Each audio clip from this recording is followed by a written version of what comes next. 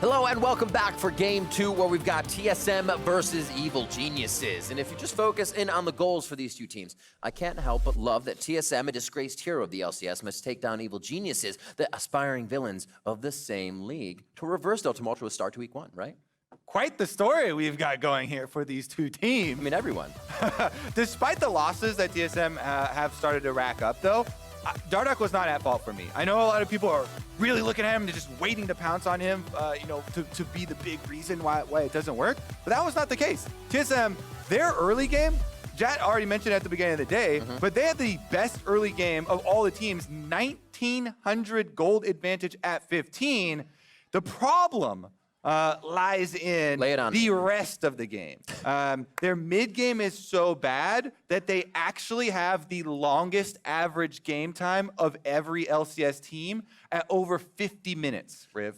That's after starting with the biggest gold lead at 15. That makes it a little tough to get the Nexus. But if you hop over to the other side of the rift, Evil Geniuses broke out the most sinister of duo lane picks yesterday in the Sona Tom Kench. I'm sure we loved that that came out. I'm pretty sure people don't like where this is going if you see Sona back in the bottom lane as a carry. But honestly, it's for good reason. Sona is insane right now, buffed to 25% move speed on level 1E. Who needs that? Sona needed it, apparently. Okay. But it is actually very difficult to deal with towards the mid game. So if Evil Geniuses do get something like that, it can be hard again, maybe, for TSM to actually close the doors and get that Nexus kill. I would say for EG, in their big win, even though they had the Sona Tom Kench, you got to look out for that from yesterday, I'm looking at Jiizuke. Jiizuke's LeBlanc was the best part of this team so far in the spring split for me. I really like how aggressive Jiizuke is playing the mid lane and what he's trying to bring. So if Svenskeren can also have a good game, which he had a kind of hot and cold start for most of the jungling here, then that is going to be the pairing to go to. I am so excited. I've been waiting to cast a Jiizuke game because his first game on Azir, he's going in, Emperor's Divide, throwing people around. Like you said, the game on LeBlanc. I love this play style that he brings to the table. We haven't gotten it too much out of mid laners in a while. Things get tempered on the Rift. Jiizuke seems not tempered, and I love it. We're in the bans right now for Evil Geniuses versus TSM. As TSM are looking for that win #1 here in the spring split. As you see, Annalise, Gangplank, and Rumble banned out for EG, and our final one coming in here after a colleague and Tom. What does TSM have to go against Evil Geniuses? It's a Jarvan ban. And it looks like EG with the Elise ban trying to ban away some AP from the jungle. Gragas is still available, but maybe they're a bit worried about some attack damage mid lane. Bjergsen and Dardoch combination.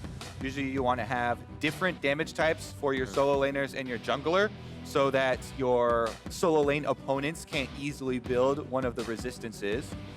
Felios is going to get first pick here once again. Doublelift made it look real good last game. Yep, and Bang's been showing up a bit this season. But the precedent set last time was that where is Bang? Where is it? He's been showing well. We'll talk about that a bit as we have more picks coming in.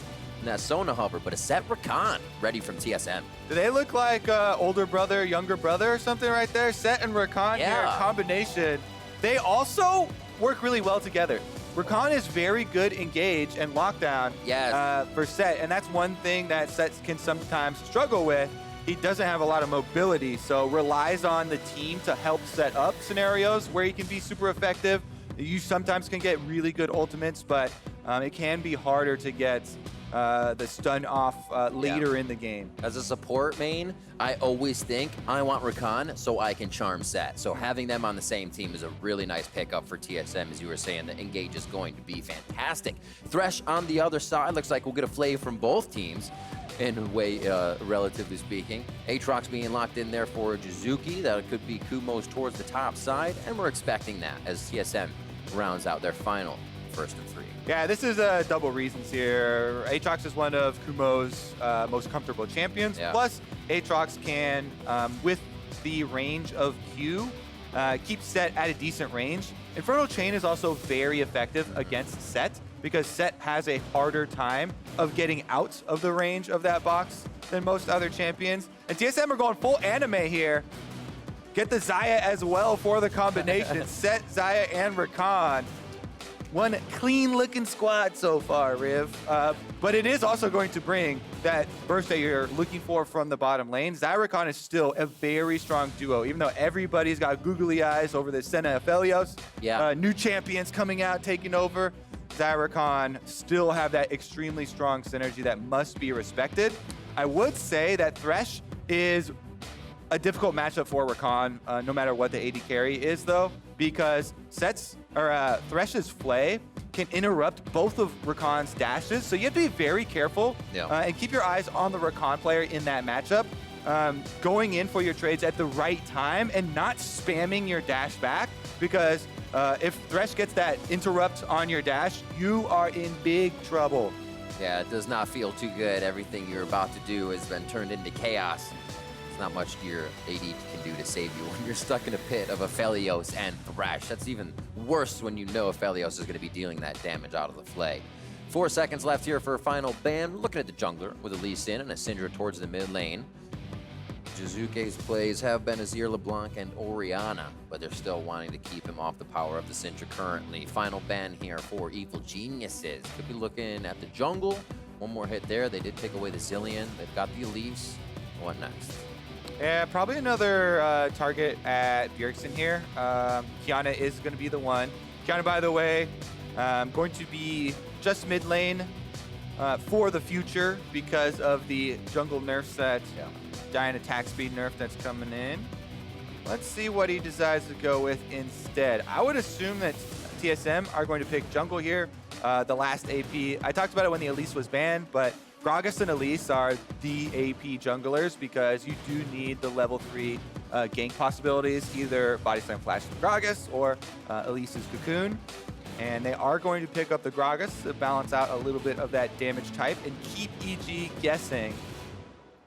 Still very well could be attack damage. That's what we're calling for, Rib. We want that LeBlanc back for Jiizuke. Can they make the early action happen? Let's go. They lock it in for him.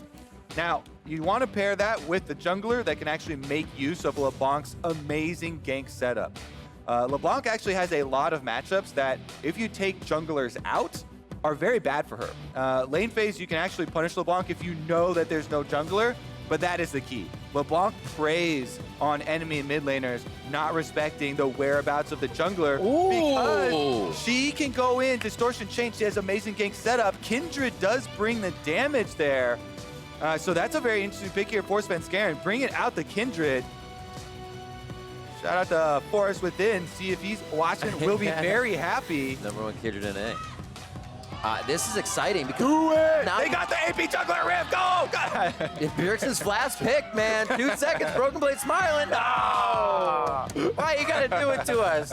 You know the first win can come from that. They do it almost every time now. Upper's head for Bjergsen. But come on, this one they actually could have done it here. Absolutely. Not gonna be the case though. Zoe, once again, this is one of our most common picks into the LeBlanc. Distortion is in a line, so you can line up your bubbles fairly easily. And Zoe does bring that big poke later into the game. So definitely gonna be one of the ones too that has to be a little bit more cognizant of tracking the enemy jungler though. I already talked about it with LeBlanc.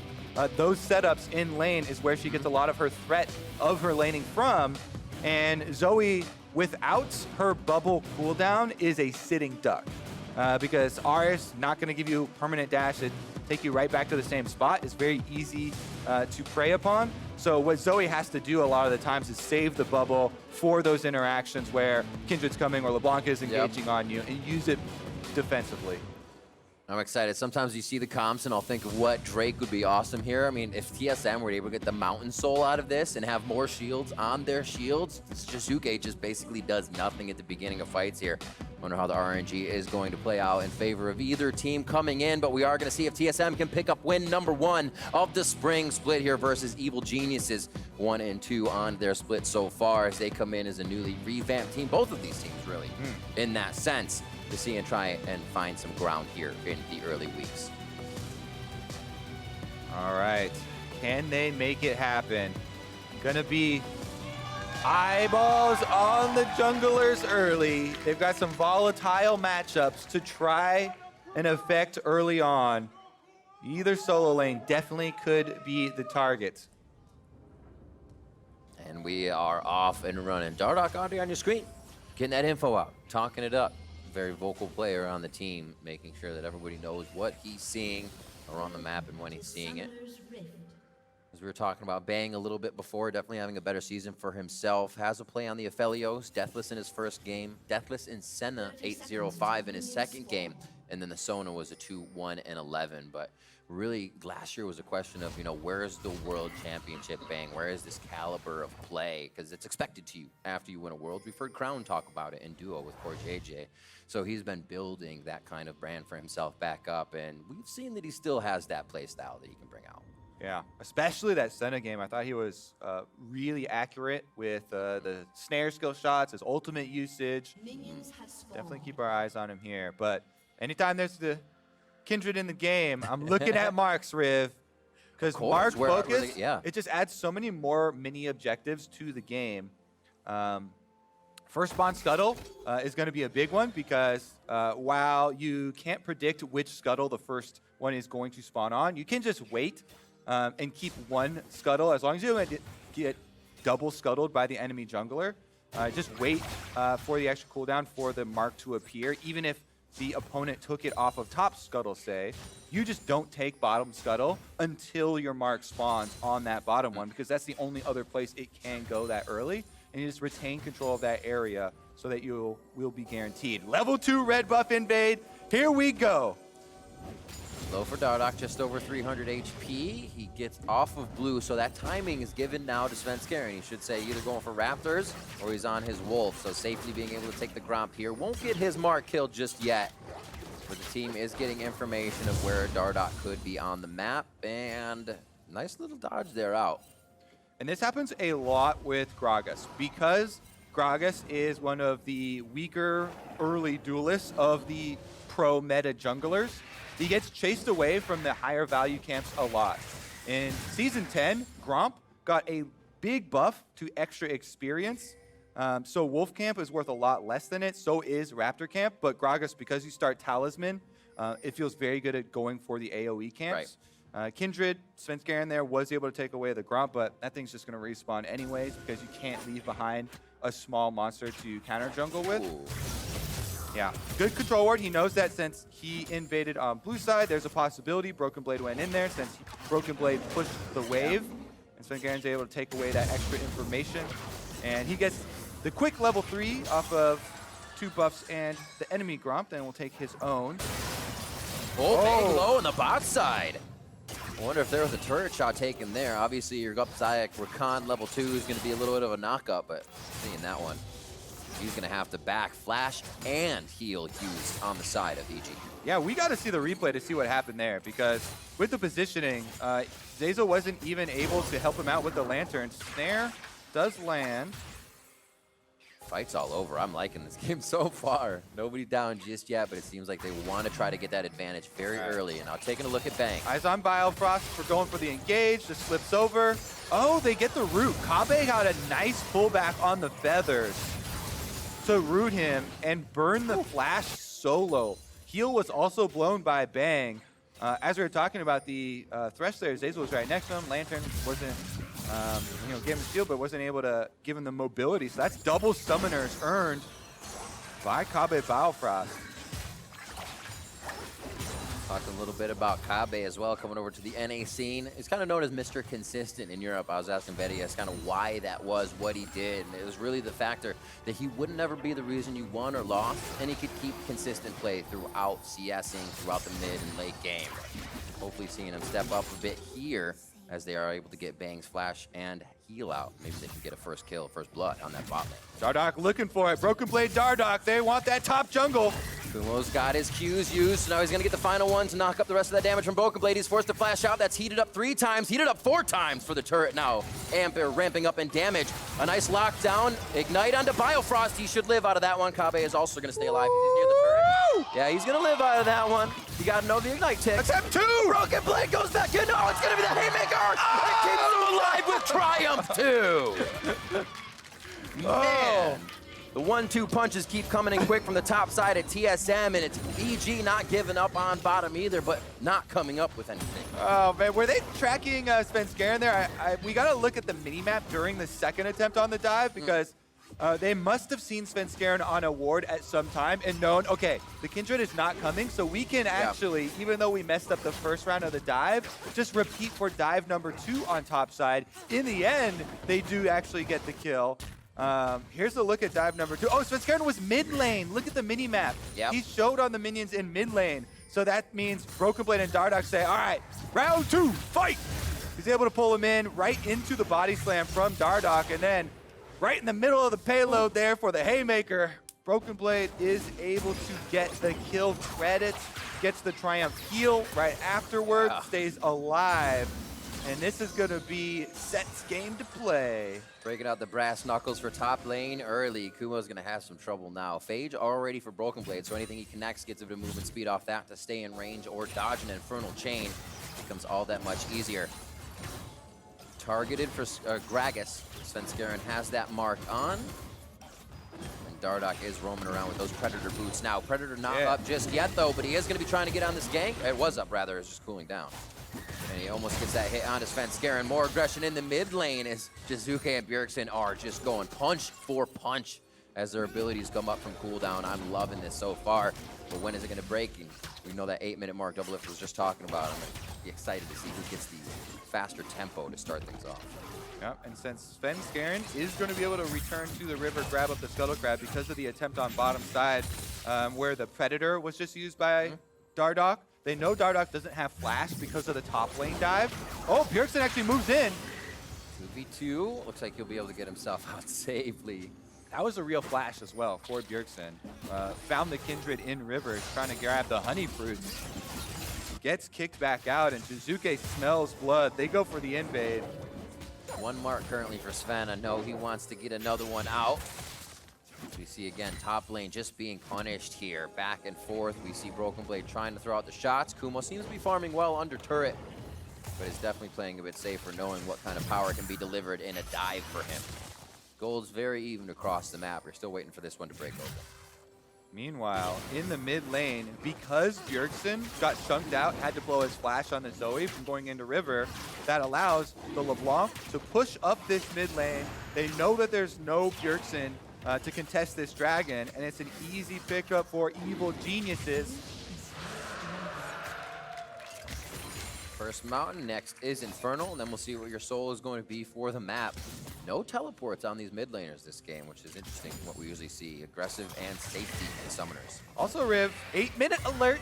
The Rift Herald is on the map, my friend, and with Dragon gone, I would say both bottom lanes, recall now. You need to get that swap off to claim control of the Rift Herald. TSM actually on this ward making the move up there will shove Kumo off, but neither bottom lane is actually moving to the top half of the map for that Rift Herald objective that W2.D2.G2 was talking about in his interview. And this just means Kumo backs off after seeing them on the ward, returns to grab up that farm. Yeah, then would have been a perfect time. Bots push for EG, Cannon Wave going up towards the top side. You're not going to miss too much in the switch. But like you said, TSM was already putting power up there to try and stop whatever was happening, or if EG did have something in the mix. Both teams feel like it's a bit of a gentleman agreement here at 8 minutes to keep the lanes going as they are and keep going for those first turrets. Well, we have recalls here for Bang and Zeyzal. Thresh and Aphelios should be heading up to the top side of the map now because what we've talked about, Rift Herald is available. And Aphelios has the easier shove, so he's going to be able to get there first. Secondary recalls come out for TSM. This should be a setup then. Everybody moving towards that objective. Dardoch is here first for possible 2v1 on Kumo. Svenskeren starts it up. Here we go. They have a few wards just over the left side of the wall. Nothing for TSM really sees the Rift Herald pit just yet. Bjergsen's information there makes TSM privy to the fact that it is happening. Trying to actually close off Jiizuke here to start a fight. Cleanse comes out quick from Bjergsen, so nothing happens to him. They see Rift Herald is low as the box is thrown down from Zeyzal. Rift Herald will fall, and it looks like it's going to be the ensuing fight. That is Zeyzal going down very fast. Oh, Broken Blade dunks him out of the Kindred ultimate, so he can't survive. Bjergsen's on the chase down Svenskeren. Forward. Oh, he just misses Sven on the pedal star, but it looks like they're going to be able to pick up the kill anyways. As we're just before, or rather after those ultimates coming up from Kindred. TSM making quick work of the post fight on this Rift Herald take. Yeah, Jiizuke's not done. He's fishing around for a straggler here. Why not? Gotta get a bit of damage and make sure TSM can't get too much of a push off of this. But the swap does go in favor of TSM, even though, well, let's say they get the Rift Herald on EG. The fight goes in favor of TSM. And here's another look at it. Cleanse was blown. The Rift Herald goes down, but look at the initiation here. Smite goes down, Rift Herald picked up. Gragas ultimate into the Rakan knockup, into the dunk from Zet there. And Bjergsen gets the kill. That was a nice little 3-person combo from TSM, completely stun locked.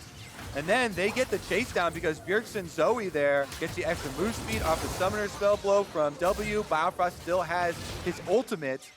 So that was a Dardoch ultimate from Gragas to knock back Zeyzal into the Biofrost W knockup.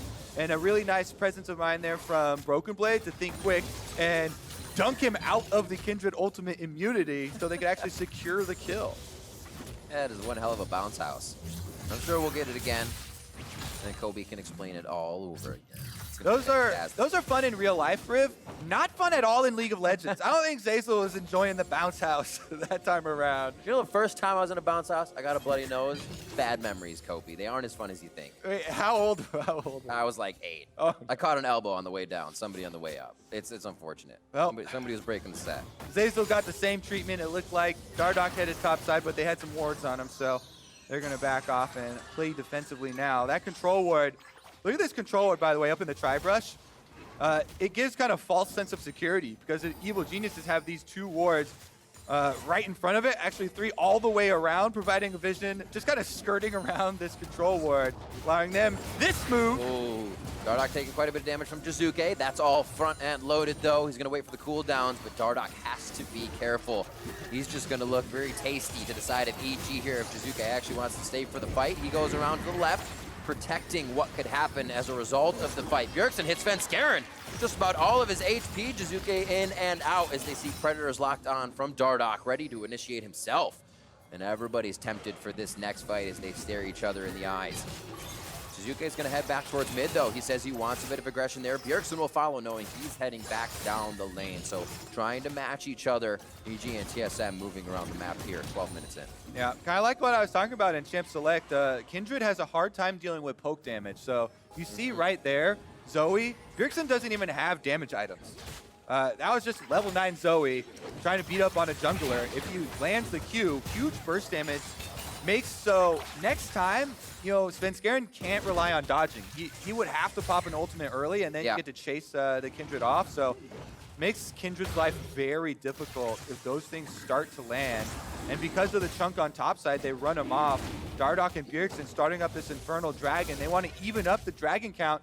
But I would say Infernal buff is more valuable than the Mountain buff because there are no tanks on the side of Evil Geniuses. And oh shit, TSM will be very happy to just get that little extra damage. Ocean Soul changes the Rift. 1 stack so far on Svenskeren's Kindred. When does it become really just hard to pick up stacks if there's a time? I mean, it gets more difficult to pick up stacks, actually, the more stacks that you have, because you have to keep going deeper and deeper to find them or find them off of kills. The most difficult time, of course, is when the enemy team just controls all the spawn points. If you can't invade, if they have stronger laners and stuff like that, then that makes it a lot more difficult. But right now, they're fairly shallow because, like you're talking about, he only has 1, so it can still spawn on the Gromp, on the Raptors, down there out there, pretty far out, so not too big of a deal. It's more in pro play, a lot more difficult because you're focusing on your team objectives rather than being a little bit more selfish. But TSM right now doing a pretty good job of defending. Broken Blade actually goes over to the Gromp to take that one away, so Svenskeren won't be able to grab it. Respawn should be coming pretty soon, and Dardoch hovers top again. This tower is very low, but they still want to make a play to try and get one back. Svenskeren has to run out, and an easy lantern. TSM deathless as they start to push this advantage towards the top side of the map. Keeping eyes on Jiizuke so he can't get any assassination attempts down on anyone or half of their HP bar. Dardoch gets hooked in there and he goes down. Very close to being dead, has to use the stopwatch. It's gonna be a charm in. Svenskeren's gonna have the damage though as he comes out of his ultimate. Lamb's Respite's gonna keep him alive for now. There goes the heal. And here comes the Felios. Crescendum turret is down. They're gonna start dealing out with Severum now. And they have to watch out on the side of TSM. Jiizuke able to pick up a kill there on Bjergsen. Broken Blade in the eyes of Kumo as he's chasing with that World Ender speed, forcing the flash on set. And a lot of summoners down there for the side of TSM as they are routed out of the fight near Baron Pit. Yeah, that was a big hook from Zeyzal to start the entire row of dominoes falling over there. And then after that initial burst damage, where Zeyzal is able to get the hook, he plays him, he gets the ignite off. It's a big chunk onto Dardoch. Svenskeren is not letting that one get away. He flashes over with the Kindred. That's my mark. Yep, chases him down and gets another mark. And is able to walk back into his own Kindred ultimate for the extra heal and then narrowly avoid the bubble from Bjergsen you saw fly over the wall afterwards. Because they get the jungler kill, means they get to start up the Rift Herald, and Evil Geniuses look to gain another Rift Herald take. Has to feel good with that control over the objective on the top side of the map. It means plates. You know, we hear some players saying that's the game. If you can control it from there on out, you get such an influx of gold. But the kills are on TSM's side. Gold's pretty even. EG has to keep doing things like this, though. The hook from Zeyzal. Oh, great control word in that brush. Gives him the vision. He's able to get the hook into the play with the ignite. Svenskeren's not letting him get away. Even though he gets his stopwatch off, his ultimate actually pushes Svenskeren towards him a little bit. Still got the auto off, and he was trying to get Svenskeren off of the ultimate to get the kill. They don't get it. Then the collapse. Jiizuke just annihilates Bjergsen there. As Bjergsen had his eyes on Svenskeren trying to snipe that kill, Jiizuke coming in with LeBlanc and finding that Zoe with no defenses up because the bubble is used offensively. Jiizuke able to get one too, so 2 kills going to some big carry champions for Evil Geniuses. We'll see what checkbox they have next, Kobbe. Moving on for a 1-minute, 14-second Ocean Drake will be pretty nice to start getting those up into your Ocean Soul. And it looks like they've already put that pressure towards the bot side of the map. Remember, no TPs, so if LeBlanc is top, Jiizuke cannot get to the fight too fast, but also not the slowest mover around the map. TSM is definitely focusing towards mid and bot, though. All right. Let's see if they can actually make it out of the brush. Biofrost does have ult. Beautiful hook there as he also gets drowsy himself. Biofrost goes in with the quickness. That's going to be the stopwatch down. Zeyzal the focus on the front end. Broken Blade goes in to try to stop anything from happening. As they get back and reset the fight from EG's side, they are able to take down Zeyzal. All right, so that comes at a cost, though. Evil Genius is pushing both side lanes. Kumo is on the bottom turret. Jiizuke just pushed that top side, was able to get it in. TSM find the kill. Will they get more? Good read from Dardoch. Tries to get back to the distortion point. Just hitting the mirror image of Jiizuke as they get out safely. Well, that wasn't mirror. That was real Jiizuke. Yeah, that was close. Those feathers, if he had been able to get the root there, that would be a dead Jiizuke. He bought time, though. Kumo does take the bottom tower in exchange for the kill with TSM's 5-person grouping. And this definitely still remaining close as the Ocean Drake is started up. Let's see if they can actually contest it. LeBlanc coming from base. So TSM want to burst it down before Jiizuke gets here. If EG don't have that LeBlanc, it's going to be up to a steal for Sven. Squishies are on the front side of this fight, taken from Sven. He's able to get in, Lamb's Respite possibly to get out. That's going to be a lot of damage. Sven picks up a kill before he goes down. 2 going in the hands of Bjergsen as they start to get out of this fight. But what a take. And first Ocean Drake going over the side of Evil Geniuses. Svenskeren decided this is the game he's going to start styling. He flashes after Dardoch to go grab that other kill on top side. Here into the dragon, that is incredibly difficult to do, to queue over and get the smite. Then he uses his ultimate after securing the objective to delay time. Finds a kill. And they get the counter kill, exactly. So here, look at this. Let's just look at the HP bar because Dardoch has smite also. Svenskeren gets it, gets his ult off before Biofrost was able to knock him up for the CC. So he got his ult off just in time. This buys time for the team to burst down Dardoch within range that after the ult ends, they both go down anyway, so it is a trade kill plus a stolen objective. Super smart from Sven to get to the back of the pit so we can get all auto attacks and Qs from Kumo into that, popping up the team that would have been able to take down Sven quickly. Evil Genius is working beautifully together right now, possibly losing Sven, but they know they're aggressive. They want to get back onto Dardoch, possibly someone forward, comes out with the Infernum Moonlight Vigil, and that's a kill for Bang. Beautifully done. The follow-up here is so unsuspecting from TSM that they are not ready to dodge it when it is coming out. 4-6 here. It was only kills in favor of TSM to start things off, but punches are being thrown back and forth now as EG starts to step up at 20 minutes. Bang gets his hands in there as well, able to find the snipe. So all 3 carries on the side of EG now getting gold from these extra kills.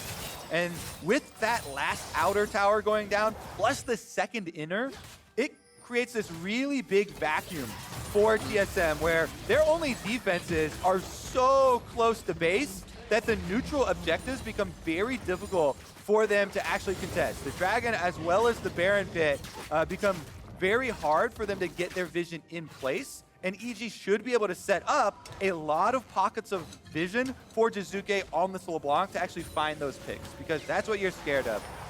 The big burst damage that can come down from LeBlanc, and then, of course, Bang already getting a couple snipes in there. Should be able to finish something off. And Ocean kind of works both ways. It's fun because you can ward a giant brush that covers an area where usually you might need to use 2, but it's also nice hiding spots for Jiizuke. Exactly. There are more brush for the LeBlanc to be hiding in. Going to be scary stuff once he gets himself into that position. Already floating around, obviously cleaning up the top wave and finding anyone who will be a straggler towards that red side TSM jungle. As the ADs bout it out in mid here. And like we keep saying, Dardoch is going to be the target for Jiizuke. He burned the stopwatch last time, so he has no survivability. It is just a level 10 Gragas, and even if there's an Ocean Drake that heals people up and they're at full life, this LeBlanc will 100% to 0 a Gragas if he walks anywhere close to one of those brush, so he can get that full combo off. Meanwhile, EG should return to the same strategy. Because they want to play the whole map and those 2 neutral objectives we talked about, it is imperative that they get the side waves in their favor.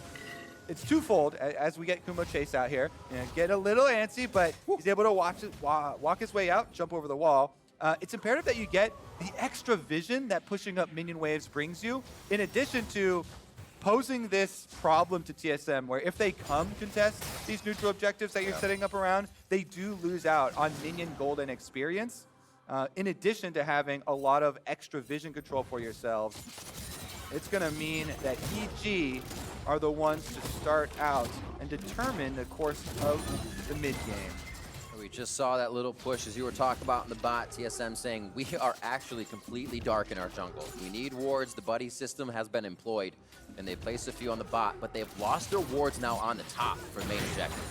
There's Jiizuke trying to find Bjergsen, gets the chain. Drowsy back. Good to go. And that's the defensive bubble that I'm talking about for this matchup. That's why Zoe often has to save that cooldown if the LeBlanc is around, so you can use it for defensive purposes.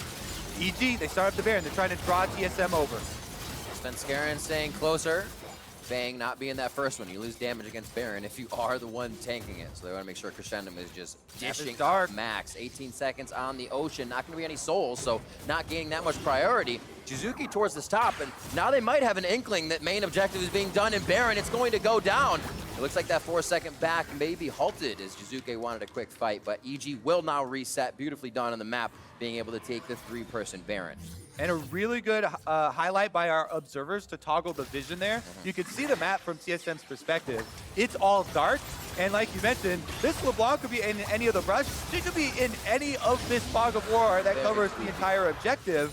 And TSM, too scared to go move in and contest the Baron. They take the consolation prize of the Dragon, and they're going to try and defend Baron #1, which, to be fair, it's very dangerous, and going into face check that, you probably lose the fight. So they're going to try and rely upon the extra defenses of these towers to give them a little bit better of a chance. And in the meantime, they do get the dragon to stall away the possible soul stack. Looking for a fight. Broken Blade's just kind of putting himself in the beginning. Just in mid, they look for a flank, but now, straight through the front door against EG. Broken Blade just wants the back line! Drops Svenskeren immediately as he picks him out of Lamb's Respite. Oh my goodness. Broken Blade saw you were messing with his jungler, Svenskeren. You can flash over and kill Dardoch. He's gonna beat you down in the back line. He just dunks him to the back, and then, like we highlighted yesterday in the testing station with Set, you can W flash to move the damage payload from your Haymaker. Yes. And that's exactly what he does. Even after Sven flashes and is able to get away, Broken Blade follows to finish that kill. And this puts a complete halt to the Baron that EG got. Absolutely, and looking at this last pick, Kindred now, you're looking at that Broken Blade, the ultimate from Set. You're looking at Gragas's barrel. Both of those knock you out of Lamb's Respite. Both can change the tide of that fight, so it's getting a little bit harder now that they're focusing on taking him out first. Bjergsen, a fight on the map. On the other side, Kumo looking pretty strong there for a moment. Was about to get a bit of help on Bjergsen's side as EG is encroaching farther and farther into that bot side jungle here as Jiizuke still gets work done on the top side. Yeah, Baron buff, they're still trying to get some juice out of it here on the side of EG. But as you can see, they haven't been able to make any headway on the towers. It's a recall for Jiizuke in the top side. He doesn't have teleport, so TSM want to take numbers advantage. That's from a pink ward. They don't know he's coming around. Now they have vision. They have to change it around. That's a nice showstopper, but is it going to be enough? Svenskeren falls once again. Lamb's Respite not up just yet. That's how fast TSM is fighting. That EG's cooldowns are not yet up for ultimates. Kumo can still be under the turret for a bit as they have the Baroned up minions. They just still do have a melee up there. I was going to say the cannon minions aren't in range. He's got to be careful for aggro, but they stay strong here, and they are going to try to take the turret down. Kobbe just died with ult, flash, and heal up on Xayah.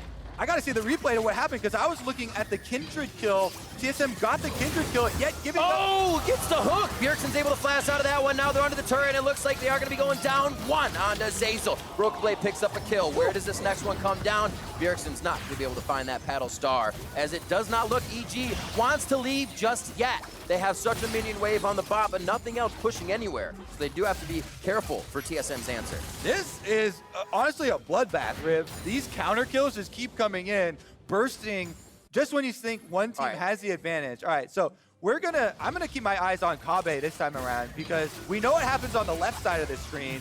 Set dunks Kindred right into him. So he gets knocked there with the Q from Aatrox.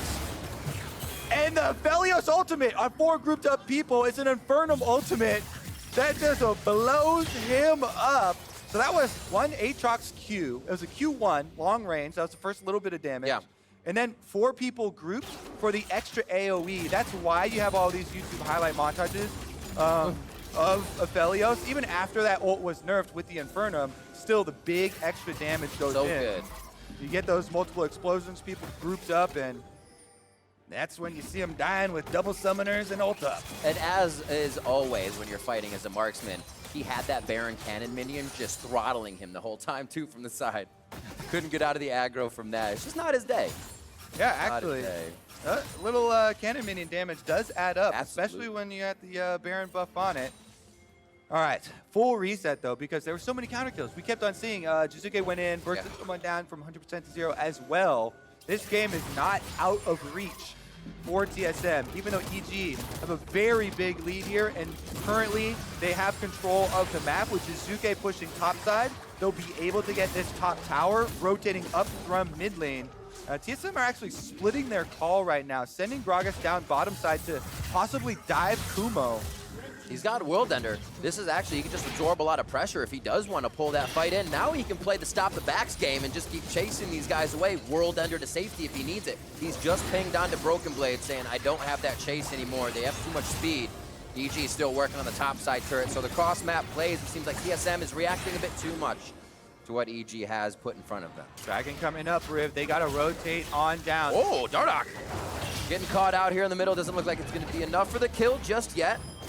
That's the Kleber Malt, might be a lockdown, but it seems like he's lost that due to the Zanyas and they won't be able to do too much more with it. Yeah, he was worried. He didn't know which guns Bang had, so he wasn't quite sure which ultimate went there, I think. Scary. Pretty sure that's why he used the Zhonya's. The cooldown on it is fairly low, so it's not too big of a deal, especially, you know, more Gragas players. But in the end, objective picked up for EG, all going according to plan here. We'll see if that Zhonya's does come back up for Dardoch before the next team fight.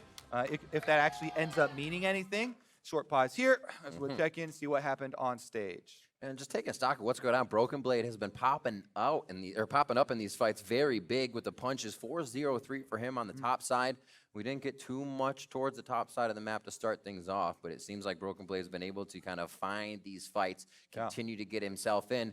That's also something we've heard from analysts, from pros and people who play SAT, is that he only gets the fight if he can walk up to you. We've actually seen him do that a few times, and EG hasn't been able to react. So it's interesting to see how they'll start to react to that. Well, I think one of the biggest things is that Broken Blade is using the ultimate very well for set.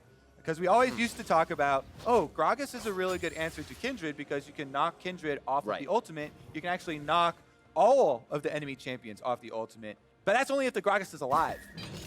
Dardoch keeps on getting attacked by Svenskeren, and it's up to Broken Blade to defend his honor.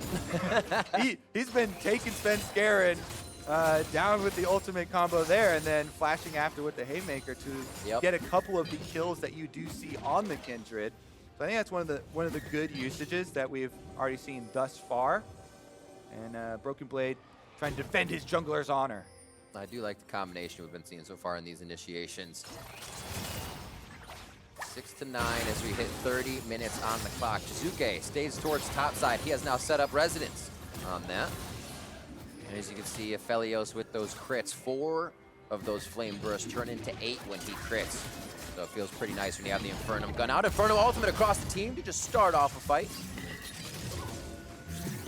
Looks like Kumo wants in. It's a bit tentative for the start, but Broken Blade does get himself separated. It's now 4 members of TSM. No, 3 back in. Bjergsen looks to the side, and Jiizuke, so he can't get the flank in. There's the showstopper back into the ultimate. Lamb's fight is down. Who's going to come out of this one alive? And who's going to come out in the grave? It's going to be Jiizuke first going down as they trade back onto Broken Blade for the retribution kill. And it looks like EG has their eyes set on what to push next.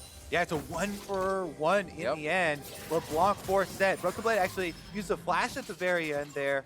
I think nobody was close to going down, but that is going to be some of the big playmaking down for them. Jiizuke on the top side of the screen, I believe it was Bjergsen trying to get him out of the fight, and they were able to lock him down. Such a close fight right there. And you actually saw the Gragas ultimate this time around, spreading everybody off of the ultimate, except for the one low health member there was able to stick around. So we do have a full reset after. Let's take a look at how it started out. It was a full surround. You can see on the mini-map, 2 flanks here. It's top for Jiizuke, bottom for Kumo, and Kumo flashes in right to the heart of the team. He gets a full combo onto Kobbe to force the ultimate early. Then he backs off. You can see Bjergsen go to the top of the screen right away. Down. Gragas spreads everybody off the ultimate, but Kumo was able to stay on it. Plus he has the GA, so he's in the heart of the team. Broken Blade is then surrounded by everybody. Yeah, I do think on second look, it's definitely a wasted flash at the end there for Broken Blade. But because they got the counter kill onto Jiizuke, the level 16 LeBlanc, it means it's a draw. Yeah, very big save for that fight. But from the right side, Biofrost goes in on entirety of EG. Is the follow-up there from TSM. They are going to lose Biofrost first, but where's the trade? Where's the damage? It's coming in from Kobbe. Resurrecting up. Will they be able to get Kumo back into the fight with enough damage? It looks like Bjergsen can take him down. Paddlestar coming in. And they drop one more. Jiizuke goes down. Kumo still wants to be in the front of the fight for his team. A double kill for Kobbe as they just start sorting out the members of EG left and right. There's the kill coming in from a few of the members, though. Actually, Minions. And hits from Bang. Minions take down the turret, rather, as everything's coming in on the screen. EG is now losing the fight in the middle of the map. You said the last one was close, Kobbe. And that's what happens in close fights. It can go either way.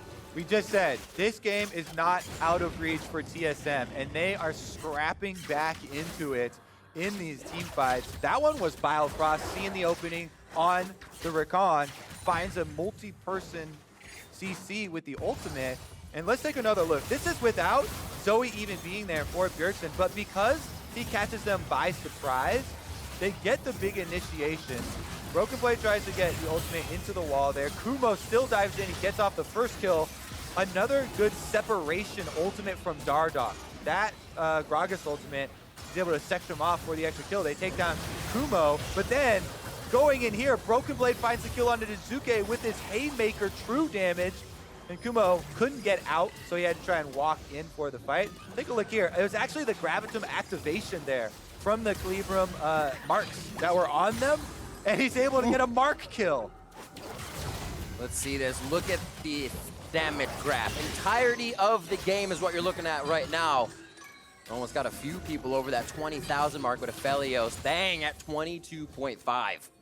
He's really able to dish out this damage, so they have to get that backline target as soon as possible. All right, looking for the flank. Keep your eyes on the Predator here. Dardoch just activated. Gragas looking on the flank. Grabbing some ball. Kindred's taking the objective while they're looking for it. This is Soul Drake. They have to watch how much they can split here, though. Now Svenskeren isn't that great of a spot. He does have that brush behind him to work with. Soul Drake is stopped, and now it's Soul Point for both teams.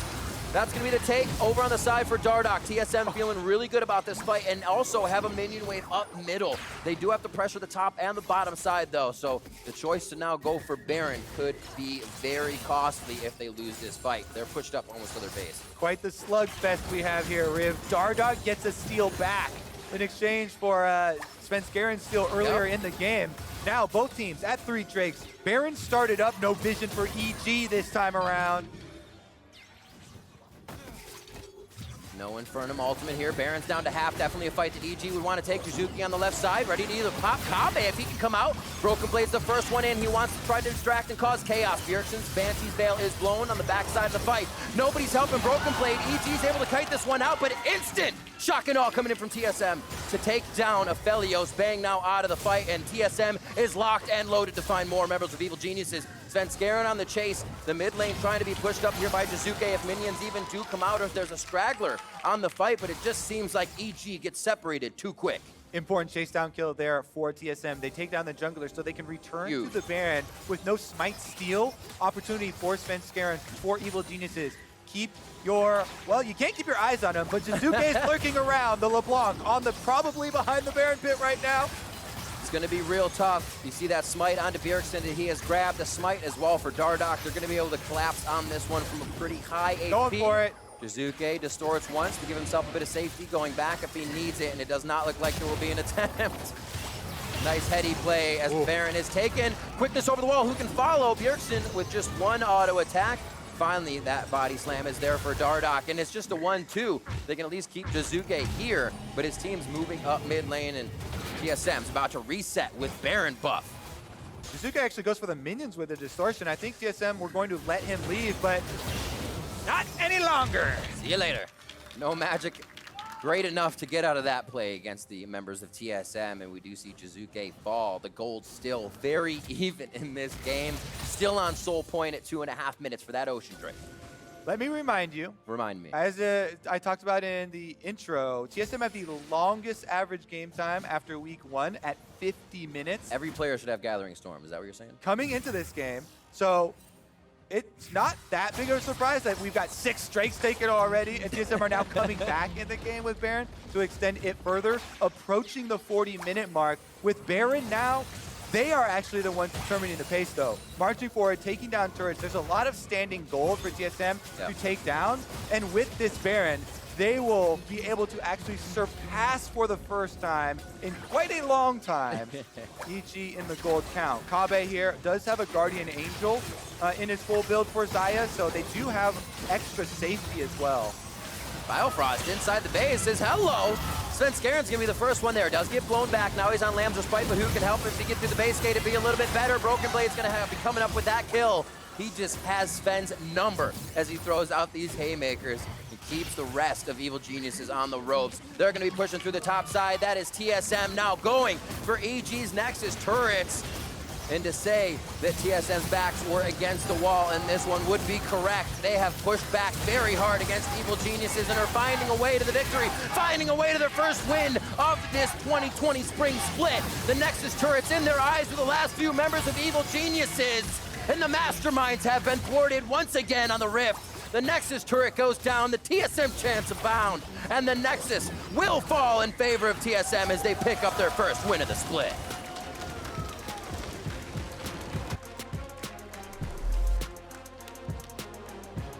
Game was an absolute slugfest there. 29 kills for them. And it's no surprise that in the slugfest riff, Set is the one that comes out ahead.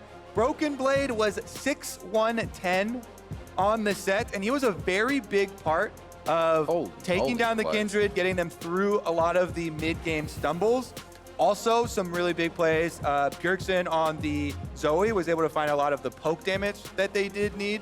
Yeah. And in the end there, TSM make the comeback after EG had started to gain a lot of ground there through the mid game. And that, as you said, is going to be the first win of the season for this team.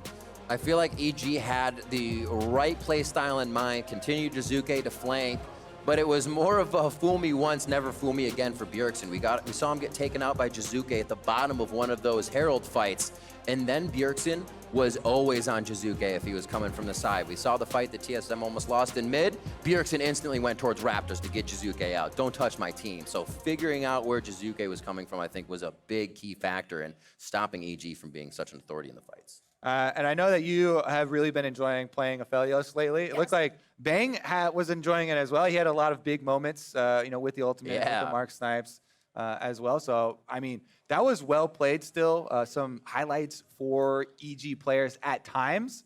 But in the end, because TSM were able to get that pick, then they're able to get the chase down kill on the jungler, securing the objective for themselves, running it through with the last Baron. Definitely a worthy win. Absolutely. So let's send it down to Pastry, who's ready for an interview with the victorious jungler.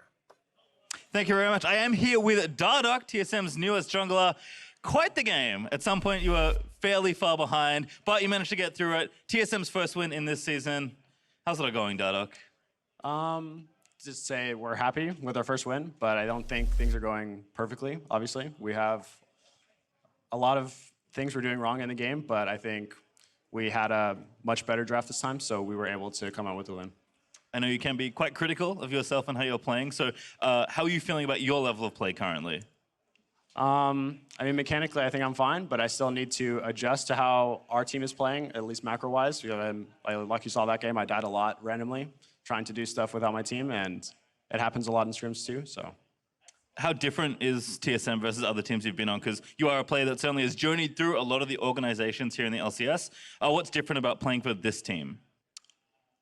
I'd say that obviously the expectations coming in are a lot higher than any other team I've ever been on. And then also just the amount of practice that is like naturally put in, where it doesn't feel like you're working overtime or doing extra games, stuff like that, where it's more of like a cultural thing where everybody just kind of naturally stays after and tries a bit harder. So I'd say those are the biggest things. Is that something that drew you to the environment in TSM? Because you're a very competitive person, very driven. Is that what you were looking for when you looked to rejoin the LCS? Yeah, exactly. Yeah. And then as far as your teammates go, how's it playing with a very different set of teammates, and Bjergsen in particular, who everyone talks about as being such a great player? How is it being his jungler? I love playing for Soren and with Soren. I think he's a really impressive player and a really impressive leader. Like, for example, he's extremely sick right now, and he still shows up on game day and does everything he does in scrims, and while he's sick and still trying to play scrims and still doing his absolute best. So I thank Soren a lot for the effort he's put in, and he's a big reason why we picked up our win today. And then my last question for you. There was a lot of criticism in the preseason of you rejoining a team. Do you have anything to say to those critics? I don't think I've necessarily disproven them yet, but I'm looking forward to doing so, and yeah, thankful for the critics regardless. Well, certainly off to a decent start with TSM's first win. Dardoch, thank you very much. We're going to go to a break, but don't go too far. More LCS action is coming right up.